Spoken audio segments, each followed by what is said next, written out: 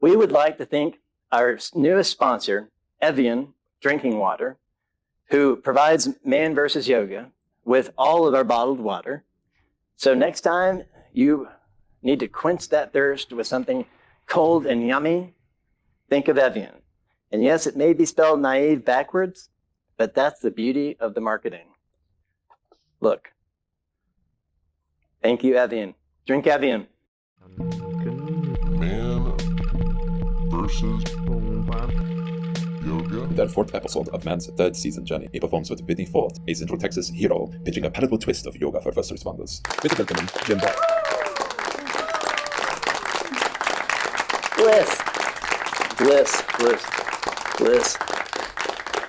Bliss, Gunter. Bliss, buddy. Welcome. You have landed on Man vs. Yoga, Season 3, Episode 4. My name is Jim Ward, and I come to you from the beautiful Austin, Texas. This is my mate of many years, Gunter. Nice to be here, Jim. Willie, how have you been? I've heard about the troubles. Good for you. Sarah, thank you. Sarah handles all of our social media. And I'm Man vs. Yoga on Instagram, YouTube. And on YouTube, if you subscribe, you win a wish. You really do. We've had 3 people who have subscribed, wish for something, and it came true. You know? So that's a real thing. I would take advantage of it. Also, our website, Man vs. Yoga, is kind of a catch-all for Facebook, Instagram. We're now on Twitter. I don't know why. It was Sarah's idea. With Bliss, I'm sure it's a great idea because she's smarter than me. So I want to thank Kate Fueco for the interview she had done on this last episode. It was phenomenal. And again, if you are having a party, any kind of get-together, what kind of get-togethers? A party? Orgy. An orgy? Exactly. Hire Kate to fire dance. It's your orgy or party. Or I guess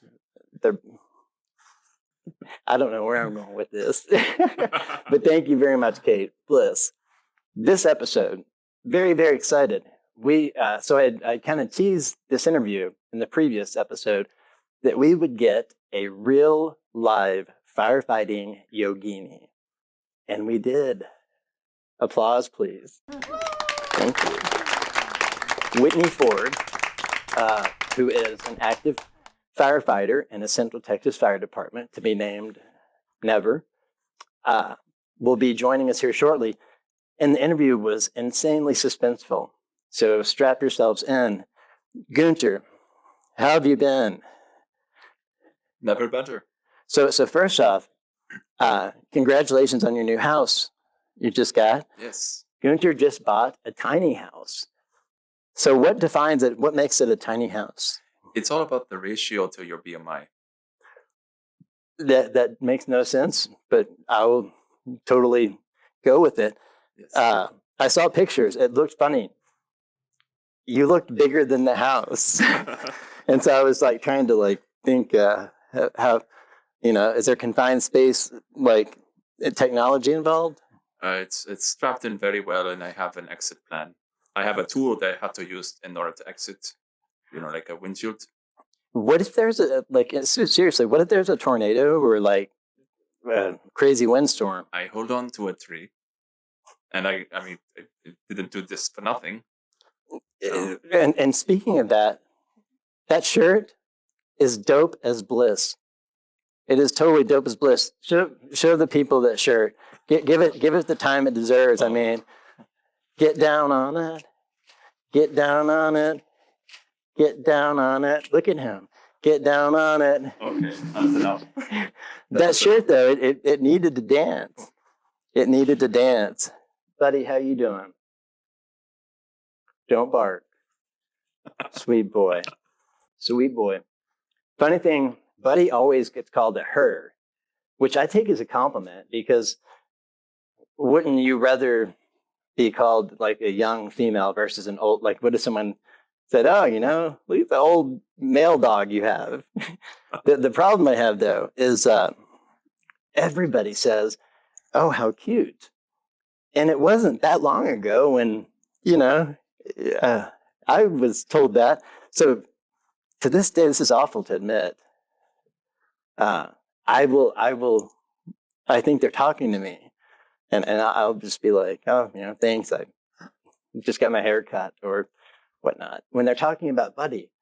So, or are they? Exactly.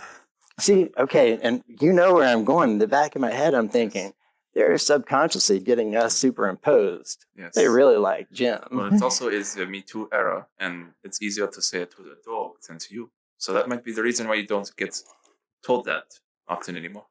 Never. Never. So if you do see me, will you tell me I'm cute? It will help my ego tremendously. Yes. And he does look like the most beautiful thing in the world. Yeah.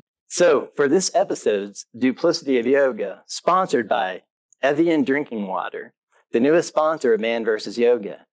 Have Evian and be naive. The duplicity of yoga.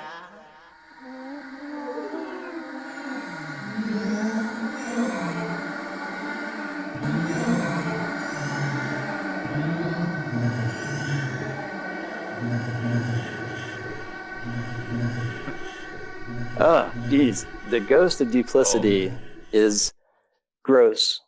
He's gross.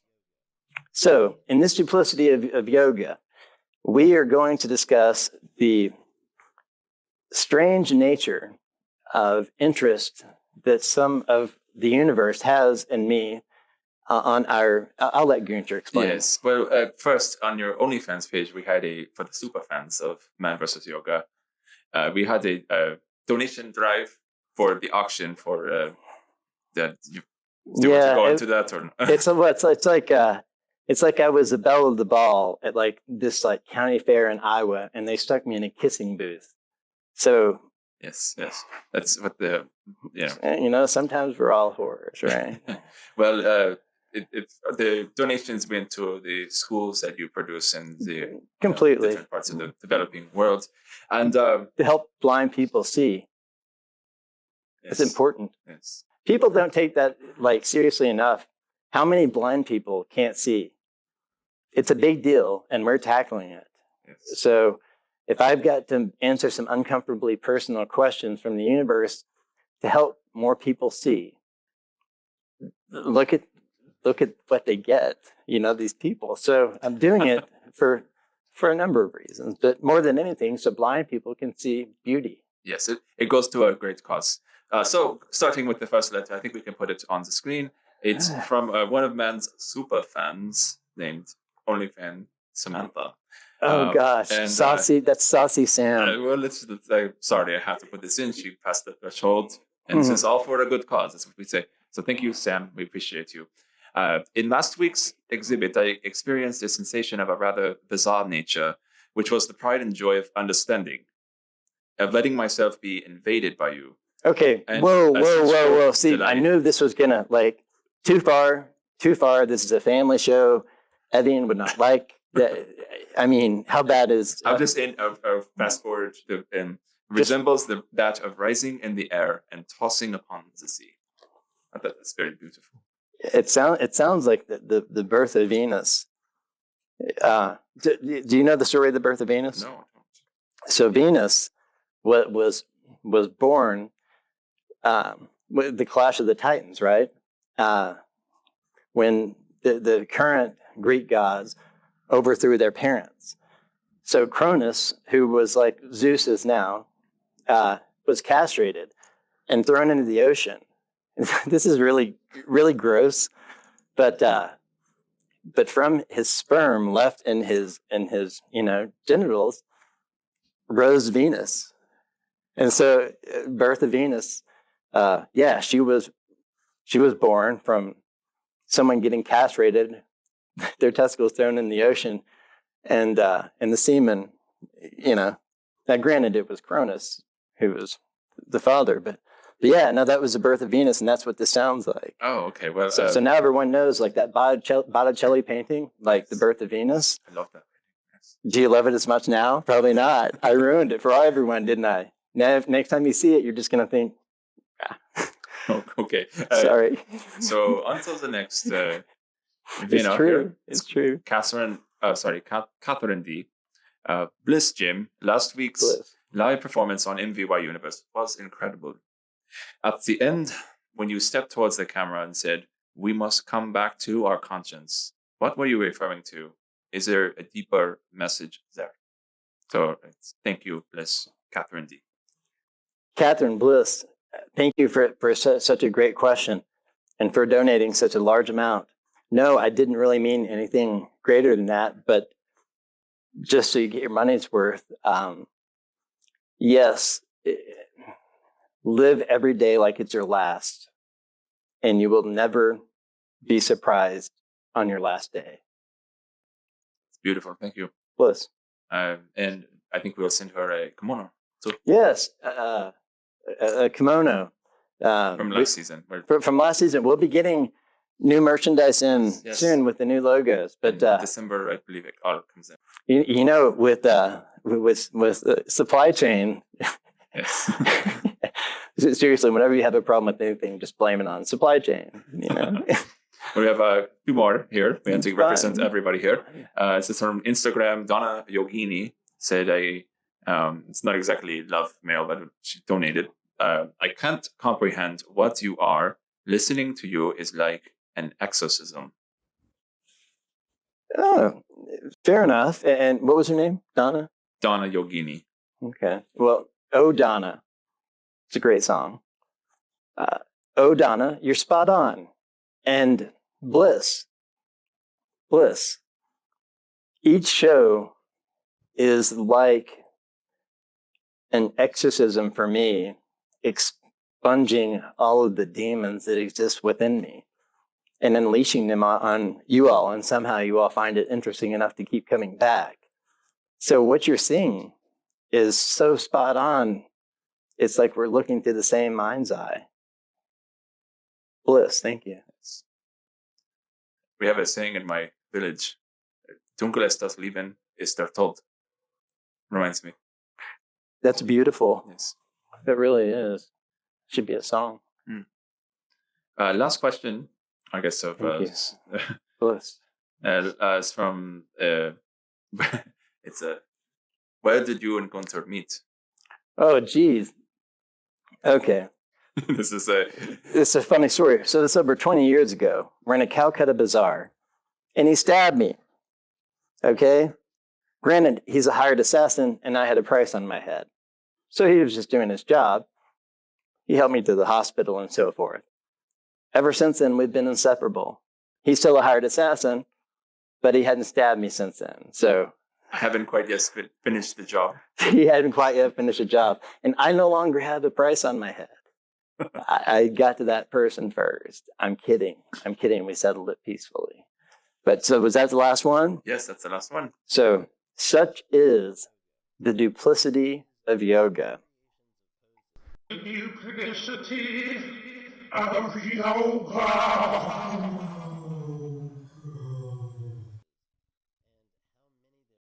Ladies and gentlemen, boys and girls, strap yourselves in because seriously, this is some suspenseful stuff. Like you're going to be like at the edge of your seat, biting your nails.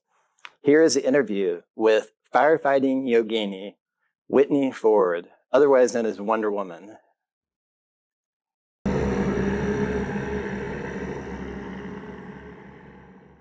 Welcome to the Man vs. Yoga existential interview series, and I am here with a superhero, a firefighting yogini from Central Texas, Whitney Ford. Whitney, how are you doing this morning? I'm good. How about you? I'm doing great. I've always wanted to ask you, do you like do this whole thing and become Wonder Woman? Because firefighters are amazing, you know. Are you Wonder Woman first off? Are you a superhero? Definitely not. definitely not. Okay, because you seem like it. So what Whitney does is how we got to know each other was she's started a charity, the yoga studio. I guess what was it that you were starting up? Yeah. So I was originally starting up a program where I could bring yoga to first responders all over Central Texas. And the dream was also to maybe even beyond Central Texas. And I do a specific type of yoga that's a little different than what you might find in your typical yoga studio in Austin or really anywhere in the US. It's it's kind of stripped of anything that could deter a first responder from wanting to do yoga. So like I'm a firefighter, and we typically have a very masculine, macho culture.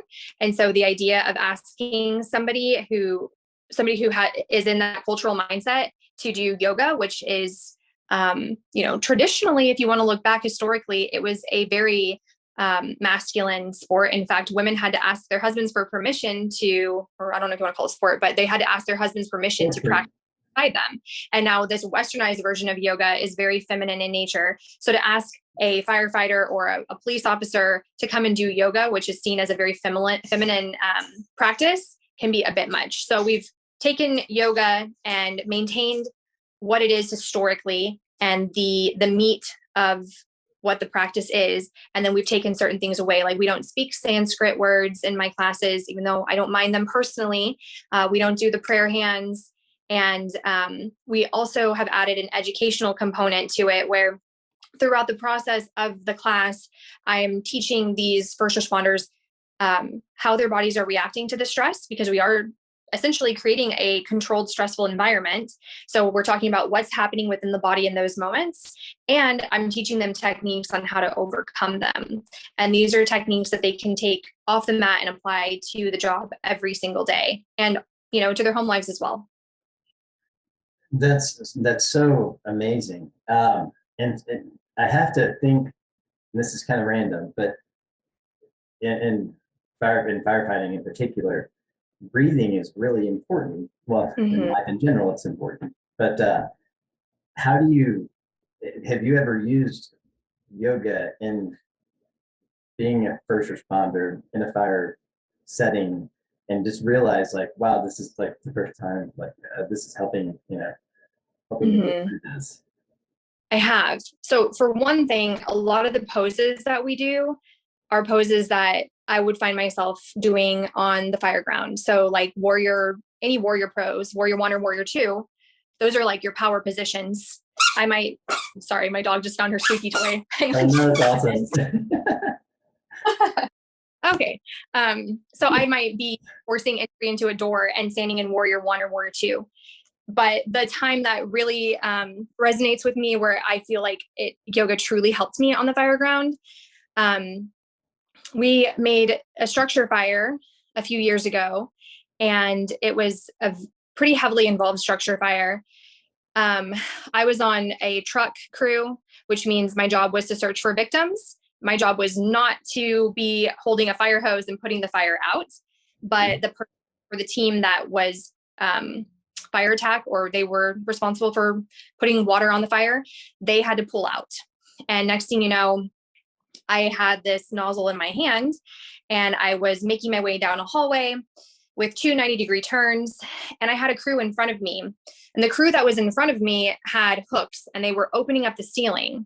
And within the ceiling, a ton of flame.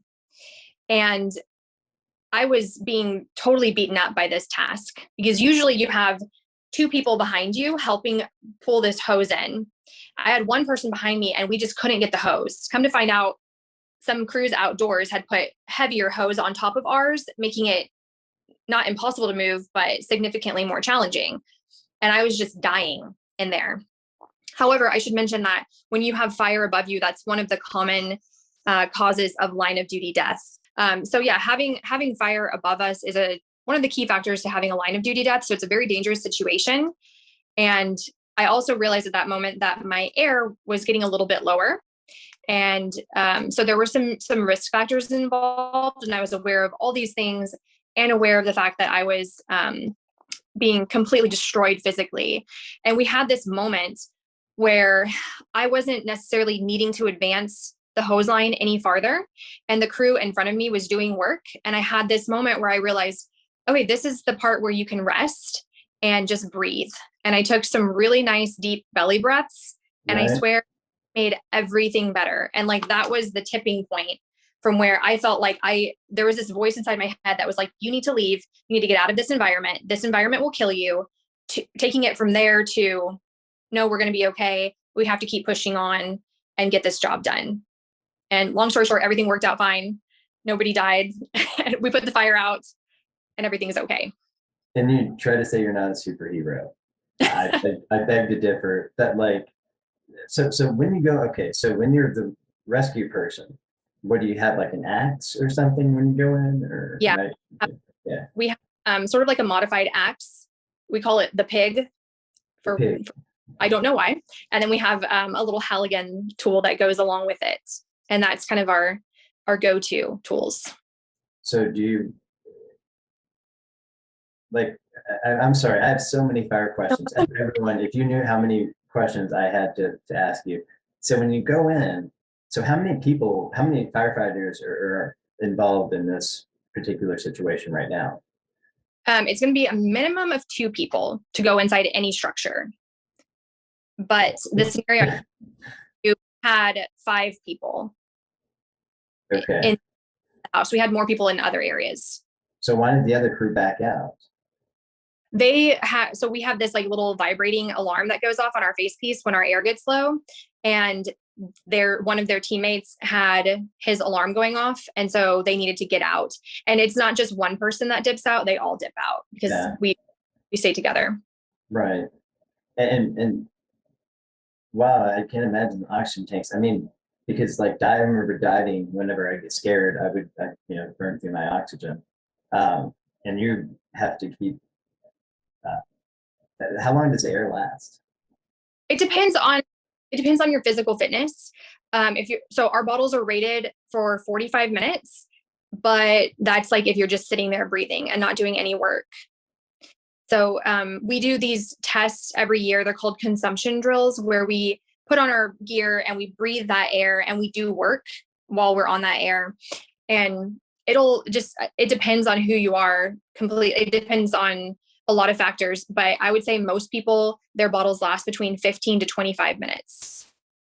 Okay. That's a long time. Mm-hmm. And what was the, so I follow Whitney on social media, as should you. What would be your social media account that you would like people to follow? Oh yeah, that would be my Rise Up account, which is Rise Up Functional Wellness. Rise Up Functional Wellness, and we will have that on the screen and on the liner notes. So okay, so how's the response been from the first responders? For the yoga? Yeah. Definitely, it's been a challenge. So when we first released it in my department, people were loving it. And I was going to the academy and teaching the cadets, and everything was going really well in that regard. I had crews contacting me, asking me to come and teach at their station. So I was going out and doing that as well. And the woman who was kind of responsible for getting me involved in this, she was our wellness chief, and she ended up transferring. So that was really unfortunate. She was like 100% behind me. And there was a couple other people who learned how to teach yoga to first responders. She was behind us, and she was willing to put in the legwork to get the job done and have this program marketed. However, after she was and I took some initiative there and tried to contact the appropriate parties to market this program a little bit more. And somehow I think it just sort of got lost in the transition of everything. So I still teach yoga to the cadets, but as far as going out and teaching firefighters that have a little bit more tenure, that just hasn't happened a whole lot within my department. I've also gone out to other departments, and people are really receptive to it. They might be a little bit put off, and I can tell some people are just so culturally, they're just very uncomfortable. It's very out of their comfort zone. But by the end of it, they're typically thanking me. It's scary. I mean, one of the bravest things I ever did was walk in the yoga studio for the first time. I'm Yeah. totally serious. Like, I would rather walk into a fight with 5 guys than have to go into a new yoga studio. I'm just like, and so demographically, how many members of in general in fire departments are male versus female? So women are significantly outnumbered. And it's going to depend on the department. But in my department, we have about 1,100 members, and about 100 of them are female. Wow. Yeah. That's So probably one of the most, I'm trying to think of any security officers and things like that. So that rated too. Mm. So as far as the yoga goes for the older guys, I can see like these grizzled old firefighting veterans like laughing at the idea of doing yoga. Mhm. But I would think with the younger, non-grizzled first responders. Well, also let me back up. How many of the people that are into yoga are firefighters versus just first responders in general? Simply because of the fact that I have more access to firefighters, the people that I have taught so far are, I would say, like 90% have been firefighters. I've done a couple of classes with EMS, and there is another woman in Austin who teaches yoga for first responders, but she works with the police. So in Austin, I would say almost all of the demographics have access to yoga specifically for them. But I work primarily with firefighters. That's cool. I mean, you guys are the ones that would need it the most, I would think, too, right? I mean, EMS, breathing. So from like a physical standpoint, just thinking about the physicality of our job and what it requires, I would say, yeah, fire could definitely benefit from the movements in yoga. But the primary reason that I do it is to help mitigate stress. And if you think of it like that, I think police and EMS may need it even more than fire. Just because EMS is exposed to so much trauma and secondary trauma, they may experience secondary traumatic stress, and they have the craziest sleep schedules. I mean, I really feel for them. They are the unsung heroes of the city. Do they work closely with the fire department, EMS? Yeah, some of the stations are actually have EMS and fire housed within them. That makes sense. Mm-hmm. That makes common sense. I would like to see more common sense. By 10,000 a year. So another question that was burning up here. So all your fire gear, okay, Mm-hmm. you're going into like the one they make a movie about, right? How much does it weigh? That is a great question, and I can never. It's the first one I've had. I can never remember. Gosh, I want to say it's when it's all said and done, it's somewhere between 100 and 150 extra pounds. Oh my gosh. Yeah, which sounds crazy when I say it out loud. But the reality is, I'm going to do everything in my power to not carry that much stuff in with me. Right. I'm always what is required to get the job done. But I mean, it would be like the worst day of my career if I have to tote around that much gear to get a job done, Yeah, at that point, you're like Lancelot, with this like Mm-hmm. metal armor that probably weighed less. So just like a fire coat, like and did they come in different levels for like worst fire ever, kitchen fire? So not really, but sort of. We have a simple little jacket that we wear on wildland fires. And that's just so like, if there's like a burning ember and it happens to land on my arm, it's not going to affect me. But the fire gear that we wear if you call us because you smell something electrical burning and you don't see any flames, we're going to wear the same gear to your house that we would if you called us and said that the entire front of your house is fully engulfed in flames. Interesting. I mean, that makes sense. It's basically like wearing an oven mitt with a liner on top of it. Okay. And so, so then now the fire hose. Hmm. How quickly does it take to get it on a hydrant? And then does water run from through the truck at that point, from the hydrant through the truck to the hose, or directly truck hydrant hose? Does that So make sense? it does. Yeah. We have a water pump on our truck, and we have a water tank on the trucks. So they can carry between 500 to 1,000 gallons of water. And we roll around with those full at all times so that we can fight fire whenever. We don't have to worry about a hydrant right away. And it takes, for us to deploy a hose line and have water flowing, it should take less than a minute. Oh, wow. To get to a hydrant, it's going to be around 2.5 minutes, depending on where the hydrant is and all that good stuff.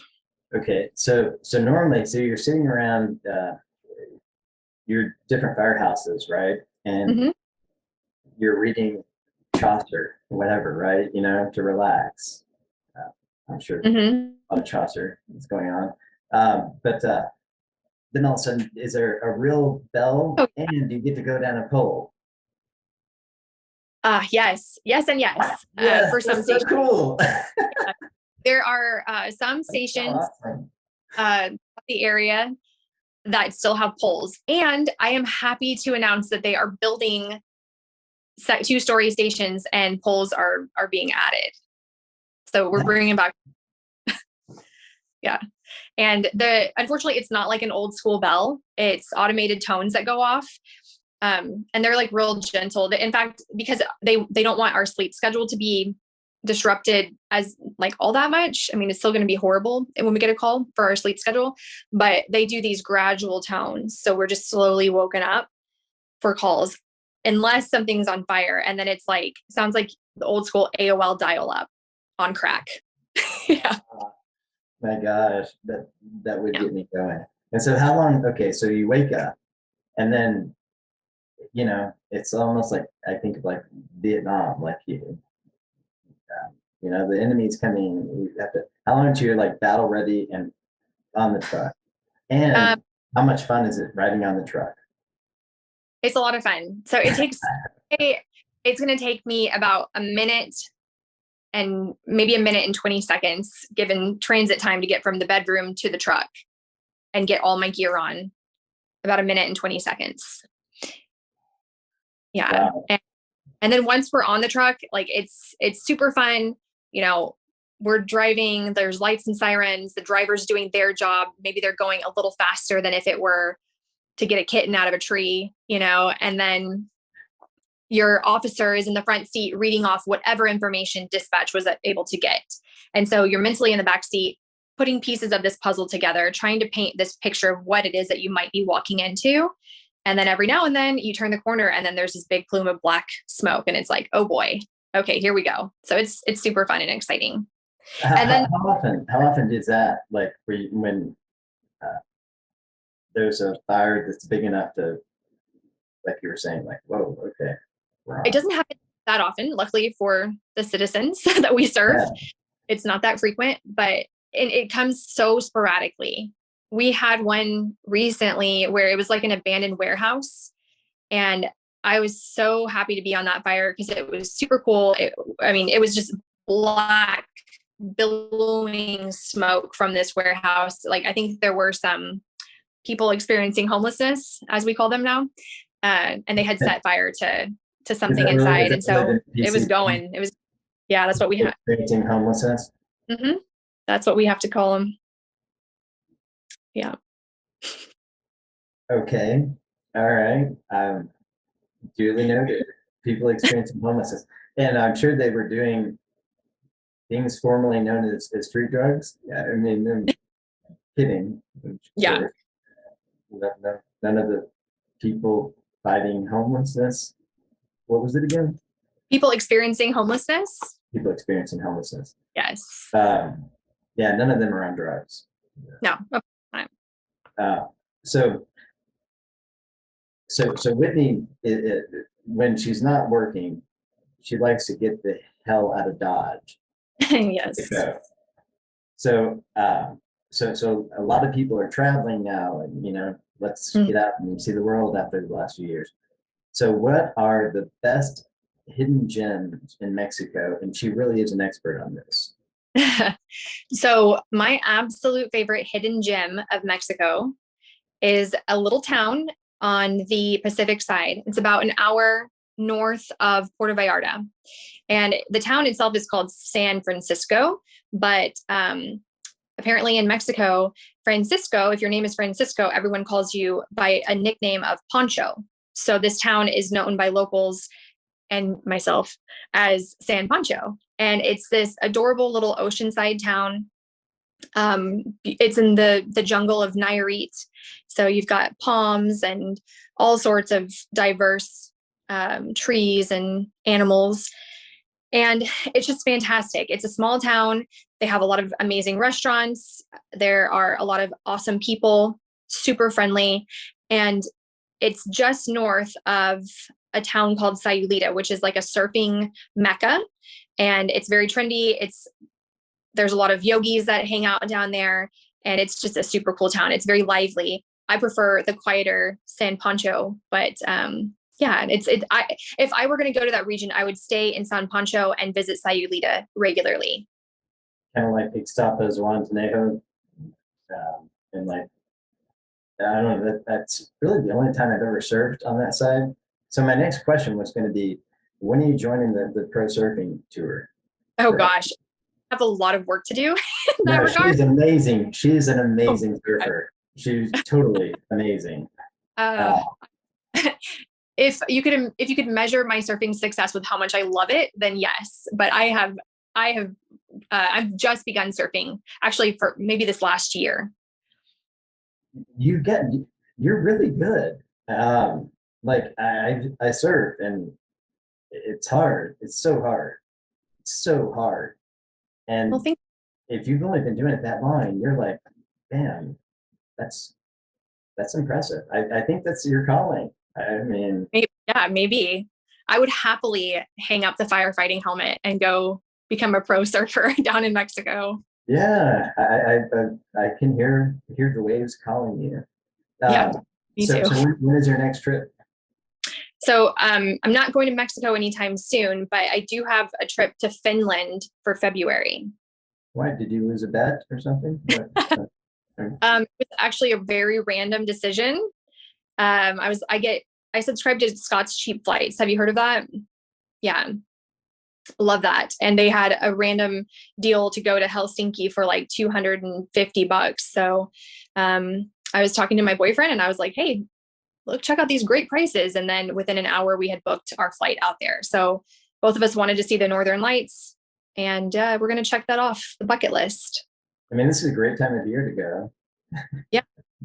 I have never experienced that level of cold before. So I am sorry if I lost you for a second. Yeah. I've never experienced that type of cold before. So this will be very different. What do you mean like that level? Like what are you thinking it's cold? Because I'm from Chicago.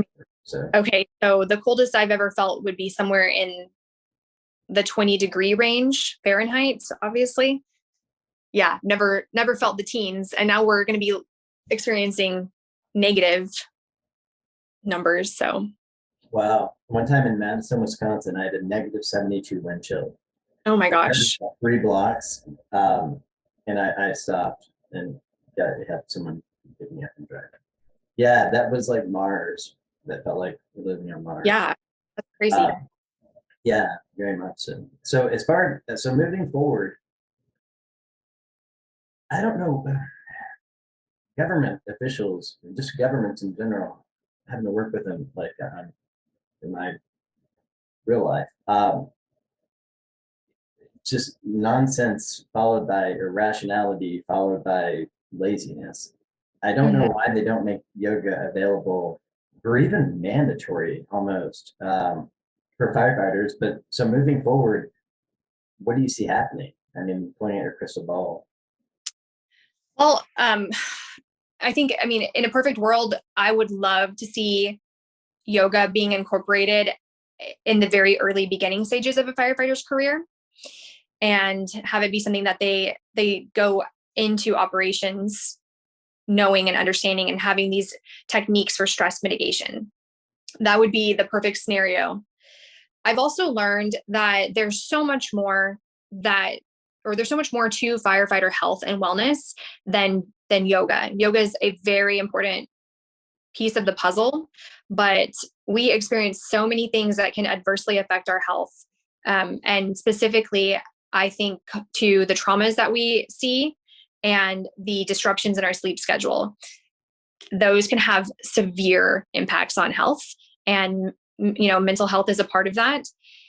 So because of that, I've sort of started to evolve Rise Up into something a lot more than just yoga. And I've started to look at it as a whole health and wellness program and protocol, so that we're looking at physical health and how they move their bodies, and making sure that yoga is incorporated in some way, shape, or form. But we're also looking at nutrition and diet. We're looking at their social relationships and how that's impacting their health and well-being, and then spirituality as well. So it's become this huge thing that, it's really, sorry?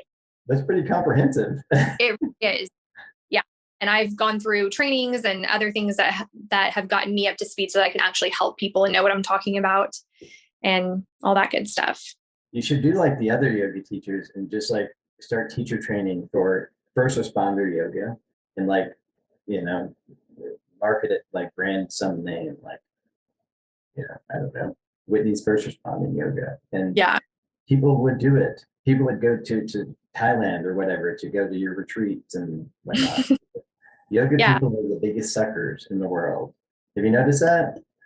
I mean, I don't mean that mean, just. Yeah, I kind of have. They're very dreamy, which is an awesome quality until the check comes, Yeah. And the check always comes. But so on that note, so I would ask anybody that is interested in helping Whitney spread yoga to the first responders here in Central Texas and internationally to follow up with is it Rise Up?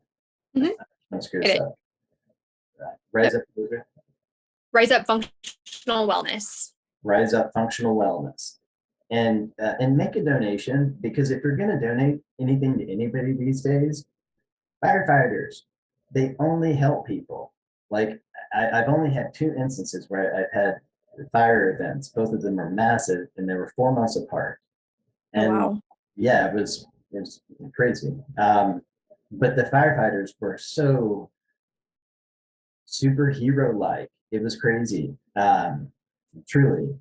So thank you for doing what you do, and thank you for helping to spread yoga to everyone, and have a great time, and make sure and dress appropriately, but have a great time in Helsinki. Thank you. Yeah, well, we look forward to. I never know how to end these interviews, so we will definitely just keep up with the ongoing Central Texas situation as far as firefighters and first responders and all, and keep our listeners updated on this. So awesome. Yes, have a great afternoon, and thank you so much for taking the time, because her schedule is outrageously busy. The surfing tour. So all right, take care, Whitney. All right. You too. Whoa. What do you think, Gunter? Oh, I think I had a heart attack. I mean, so first off, it's a given that she's tougher than you and I combined. From those stories, Yes. What an amazing person. It's so cool. Central Texas is such a great melting pot for amazing personalities, and Whitney falls in that category. Yes. And I'm not unconvinced that she's Wonder Woman. I'm totally serious. She's an amazing surfer, regardless of what she said. So thank you very much, Whitney. Bliss, bliss, bliss. And be careful. I worry about you. I do. Every time I see a fire, like, I worry. It's like, Yes. it's stupid. So be careful. And when that thing in your head says, it's time to get out of here, don't breathe, just go. Just no one will notice. I wouldn't be a good, you don't want me in your fox. I'm kidding. But thank you very much for that.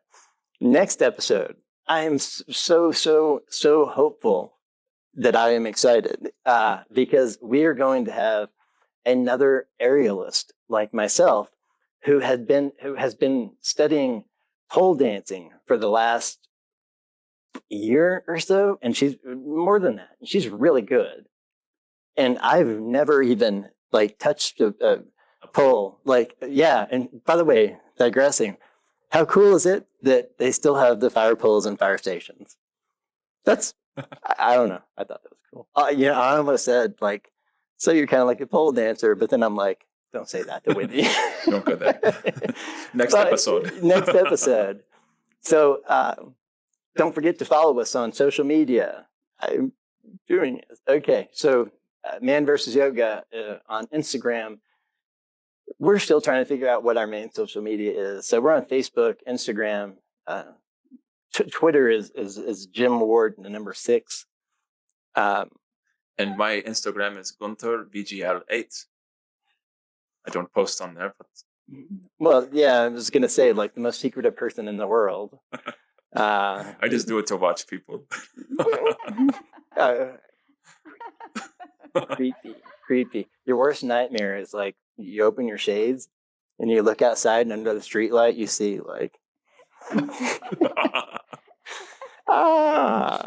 everyone be safe, be nice to each other. Until next time. This is the way the world ends, not with a bang, with a whimper. And with a whimper, we're out of here, Jack.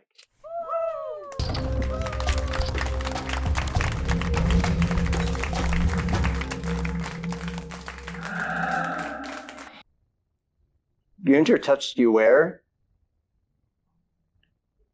Hold on. I've known Gunter for a long time, and